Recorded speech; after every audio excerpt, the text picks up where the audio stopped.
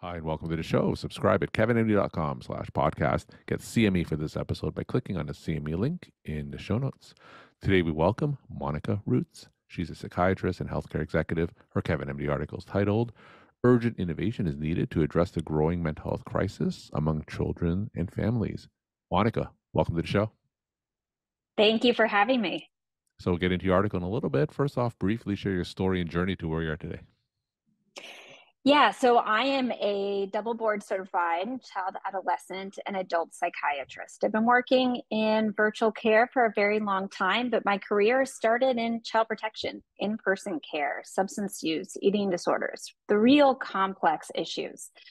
Went on to create a company called Cog Cubed that was focused on quantifying behavioral health using games for kids to better address and assess for ADHD, anxiety, and depression. That went on to sell to Teladoc, and I became VP of Health Services there for 4 years, overseeing clinical quality and services across all lines of business.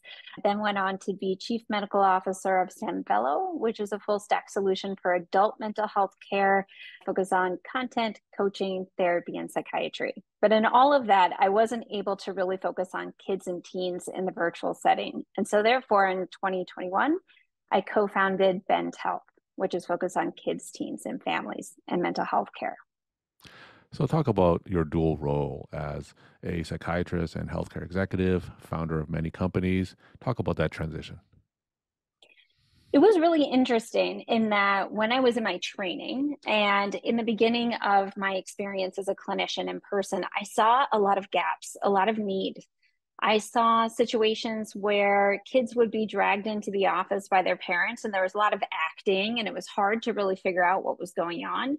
And because we couldn't do that, they would end up on my inpatient unit, and we were kind of playing catch up.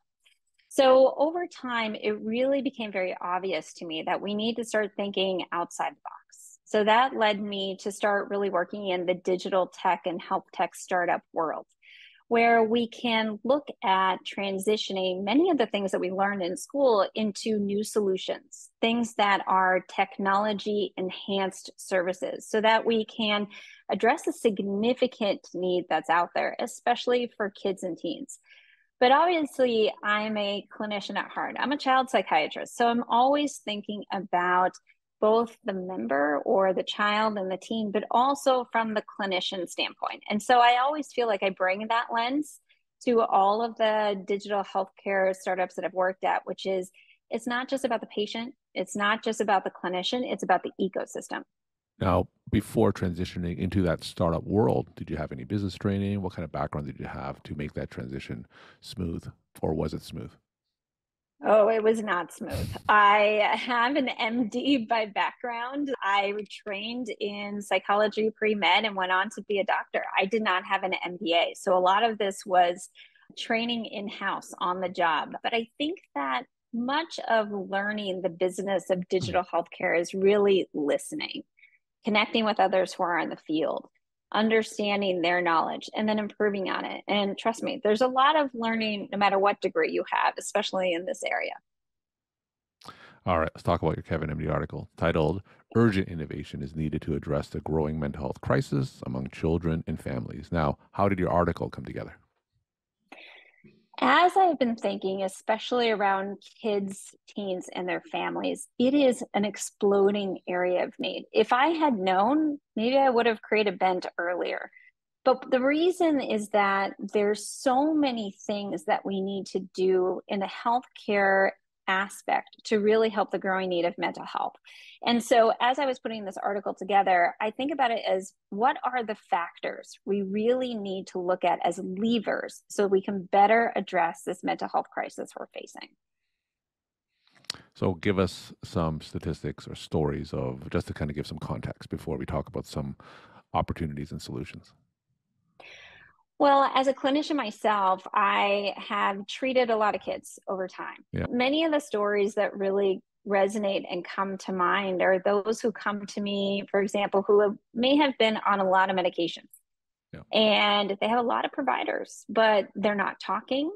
There's a lot of medications going on that have side effects. There's a lot of services, but maybe not coordinated. And no one really knows if people are getting better. So that's kind of what led into my article and thinking about what are the pieces that really need to modify to get better. And so part of that, I think around technology, I think around prevention. So this child who came to me on multiple medications and multiple diagnoses, what could we have done earlier? What could we have done better? How could we have collaborated?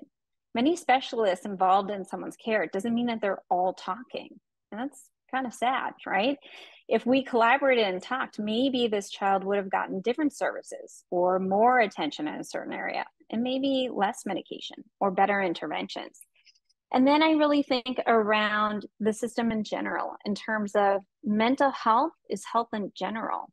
And sometimes we leave that to second and not first when we address issues in kids and teens and families. So that's just some of the small things that I thought about for this article. But then, of course, there's larger issues such as the healthcare payment environment, the financial and revenue models that exist. What can we do in that arena so that we continue to focus on the quality and outcomes of care, not just how many people we can see in a day? So you're into health tech space. What kind of innovative solutions are being floated around in terms of addressing this issue? Well, I think there's a lot of technology. For example, we've seen telehealth platforms that can, beam in your clinician into the space of your living room. We have seen content so people can learn skills on their own. But now we're seeing more than that. We're seeing additional touch points. We're seeing data being transformed into recommendations so that we as clinicians can really understand where a person's coming from. And then, of course, we have the new things out there like chatbots and ChatGPT, a completely new forum that we're going into with, maybe not a lot of oversight and regulatory insight into what it is. So technology is there. And there's a lot of facets to it, maybe good or bad, but that's exploding as we know. The other piece I think we're seeing now is a really strong focus, especially in the medical side, of value, which I'm really excited about. When I talk to kids, especially in the beginning, and people would come to me, I used these inventories like PHQ-9s and GAD-7s to assess for depression and anxiety. But many of them would come to me and say, hey, I've been in therapy for years. And I would say, well, how's it going? Well, I think okay. Have you ever had any assessments to see how it's going? No. So this has been an arena, the mental health field, where we have not measured a lot. And we have a lot of room there to improve and really show the value of the care that we're giving. So as we look at payment reform and looking at different revenue models that reward value, I think that is some really interesting nuances that we're seeing in healthcare that can really promote better outcomes. So you mentioned telehealth, virtual care, chatbots. These are all things that can certainly help with access in terms of teen and adolescent mental health. So, give us your ideal scenario. Let's say if you were in charge, in your ideal world, how would you see that interplay between these technological solutions and addressing this mental health issue? I believe in a hybrid approach, meaning that I don't think there is one solution that fits all. So, for example, if an individual better accesses care through chat or through asynchronous models or learning on their own because that's their learning style, that would be fantastic. Or coming at it from, hey, this person doesn't learn very well if they read materials, but they're really good verbally, if you can talk it out. Well, that's great as well. Now, do we think about those as the same? Well, potentially, if they result in the same outcome. So really understanding there are different technological modalities that actually might result in better outcomes and potentially need to be reimbursed the same way. And so I think that's an important piece of it. And then coordination. These things cannot happen in a bubble. And so even if we have great solutions that are virtual, they need to be able to connect home to the primary care environment. There needs to be a hub that really understands all of the interventions that they're getting and coming together and collaborating. So we can think about each child, each teen, or each adult as really an ecosystem of care and a whole body, whole mind approach. Because we need to think about the whole system. And then once again, coming at it earlier. How can we reach people in terms of prevention so we're not so reactive when it comes to mental health? How do we start talking about mental health in schools, in work environments, in preventative skills, so that once again, that child doesn't end up on inpatient seeing me. I caught them much earlier. So you mentioned outcomes. I know they're relatively new in the field. Any data in terms of showing the efficacy of some of these platforms? So, what we are seeing, I think, in this arena is that those who are measuring outcomes are surfacing as more of the solutions of choice. We see that those that are measuring, for example, depression or anxiety or ADHD symptoms, and looking at both how they started in terms of severity as well as how they're progressing, results in the best treatment outcomes. We're seeing that in the studies that are coming out. And I think that that is leading into this concept of what we call value-based care, which is not just measurement. Measurement is a key feature of it, but what are the other value levers that we have? And that might be coordination of care. But it's actually a very sad fact that up until now, only 17% of mental health providers have actually used measurement.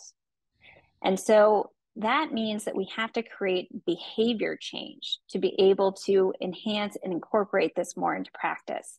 And so looking at what are the incentives for utilizing these measurements? How can we educate our members, our patients on the value of these, given it's such a behavior change, is really important. So tell us the state now, like pediatricians, like you said, primary care doctors, they're overwhelmed and may not have enough time in terms of being those behavioral health resources for the patients. What kind of options do they have to turn to today in the exam room? What would you recommend for them? Right now, I think one of the most innovative models is called collaborative care. What it means is that it's a form of care that's been really well studied, has over 90 randomized controlled trials, where a psychiatric provider acts as a consultant to the primary care physician so that they can better address these mental health concerns and do interventions.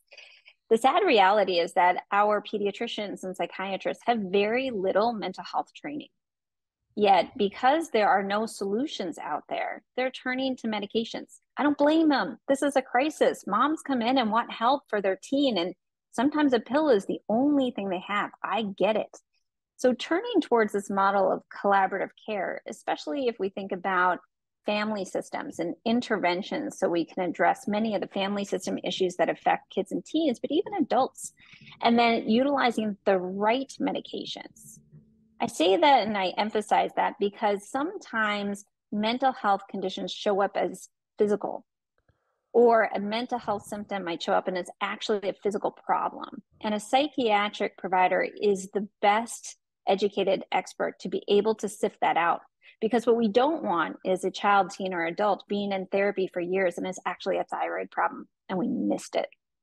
So that is one thing they can turn to, as well as turn to other community providers to help them, as well as telehealth solutions. Yet I continue to emphasize we cannot be referring to point solutions that don't collaborate because we will not get the outcomes we're looking for. How about from the patient side? Families listening to you now and they have children with behavioral health problems that is not being addressed. What kind of resources do you recommend for them? The first thing that I would turn to is understanding, does the school have support? Or if you're employed, do you have any benefits that could really address kids and teens? And so this is not simply just parent skills training. You need to find solutions that are built for kids and teens, not just an adult solution that we're mapping onto a kid. So what that means is interventions that speak in their language, really speak to their learning styles, and content for them that's relevant, or therapy that is relevant. So there's many things that they can then turn to, such as coaching. A lot of mental health care for kids is actually coaching. It's around executive functioning skills, organizational skills, stress management. Remember, early prevention is really important for kids and teens, so it does not become a lifelong issue.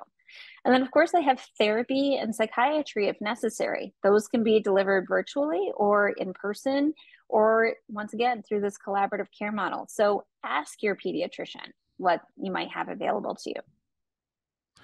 We're down to Monika Roots. She is a psychiatrist and healthcare executive. Her KevinMD article is titled Urgent Innovation is Needed to Address the Growing Mental Health Crisis Among Children and Families. Monika, tell us some of your take-home messages that you want to leave with the KevinMD audience.